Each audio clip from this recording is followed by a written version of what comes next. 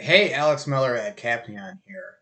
I'm going to discuss an extremely prosaic topic that's actually pretty relevant to what we do here with Ghost PAI. And that very prosaic topic is, should you be putting a lot of problems you encounter at work into Chat GPT in some form to try to get help?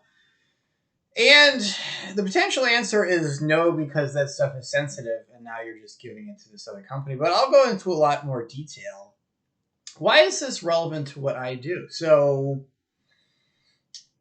to be very obvious about what's happening here, you've got something you want to know at work, and you go to ChatGPT over the internet, and you send them some question that has some information about what you're doing at work, and some big computer grinds on whatever you send it in an arcane way, and then it sends you a response back. So that sounds great, except that now OpenAI or Google or whoever's maintaining this cool chatbot you're using potentially has this huge cache of all the questions that everybody asked. And maybe there's something sensitive one way or another in there that you're not supposed to be sharing. So they could maybe look at it on purpose and get some competitive advantage on you, or they could get breached and now all the business of everybody in the world is out in the street, or any number of strange things could happen. So hopefully you're getting some kind of advice at work about what you should and should not be putting in. I'll talk more about that in a second. Privacy-enhancing technologies of the sort my company Capnion works with, like homomorphic encryption, for example, are a hand-in-glove fit for this problem. There's some technical lift involved, but you can imagine a world where data is encrypted when it leaves your browser, data like what you're asking ChatGPT. Homomorphic encryption is what you might call an encrypted data in use technology. So all that processing that Google or OpenAI was doing before to give you your answer, they're now doing it on data that stays encrypted all the time. So they don't have to see anything at all.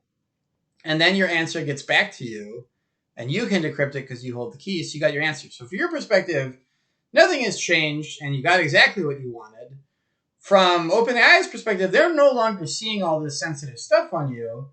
And from your employer's maybe perspective, they might back off and let you use ChatGPT more, because now that privacy risk of all this information that's going to the owner of that large language model is fixed. So everybody gets what they want and a conflict is resolved. Sounds pretty cool to me. If this is relevant to you or you find it appealing, please ping me and we should talk more. All right, but so it's already happening out there. I'm talking to lots of people. I've been talking about ChatGPT and similar stuff a lot. You want to use it at work. That is, that's what we talk about on LinkedIn all day, that we can use this at work. You should probably check in with your boss or with your data privacy people where you work, or somebody similar, about if this is a good idea. And I've already heard some stories about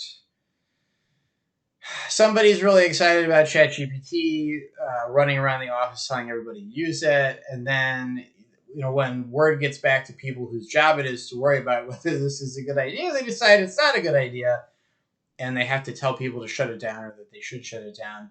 There's a lot of different reasons why you might feel like it's not safe. Once again, I used to be the guy that just wants to make stuff happen and get stuff done. And that's kind of how I subtract to the space I'm in, as I mentioned. We can make these problems a lot easier for everybody. But at the end of the day, there's legitimate dangers, and you should look twice about you put some data about your business in some external source controlled by another company.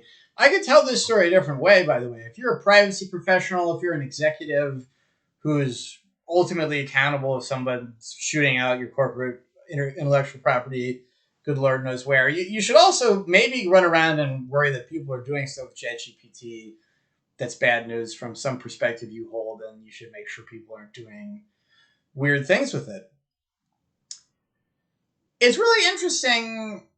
I think a lot of things in tech, we argue about them when they're new, and then we let them go. So probably a weird grandfathered in thing that we should have been more careful with for a long time and haven't been, is that everybody Googles stuff at work. If you're a data scientist or a software engineer or someone else who works with code in intimate detail, probably go to Stack Overflow a lot. You might post your own questions to Stack Overflow.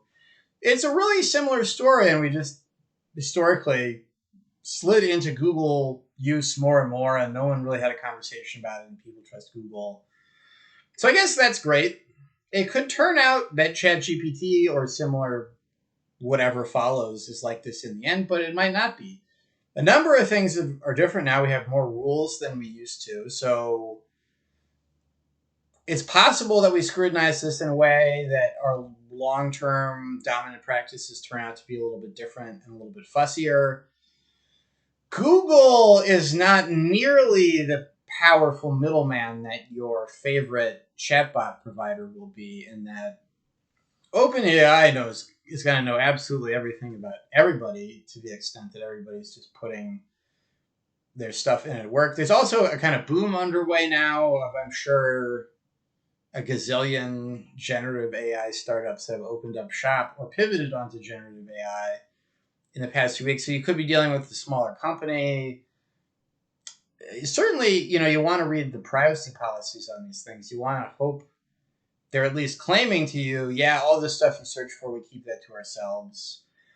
Another thing that's going to be true is that because it's so much an AI solution wall to wall, where you could call Google and Facebook sort of gestalt AI systems, and that there's little pieces of AI there, and then humans behaving badly filling a lot of the material in the middle. That database of all the questions that people asked Chat GPT and how they reacted to the replies, that's really valuable. That kind of data asset is going to be really valuable going forward. So there's that extra layer of, you find some small startup that is providing a perfect chatbot for your business. They're going to be under some business pressure. They're going to see some incentives you don't like. They would really like to take your database of all the things you asked, you and the other customers, and sell it to somebody else. You can already see rumblings of this, of people are fighting over, to build something like ChatGPT, you need to scour the web. To scour the web, you need some sort of outline of what to scour and where and how hard. And access to that data about, well, what's exactly out on the web and what do I need to scrape?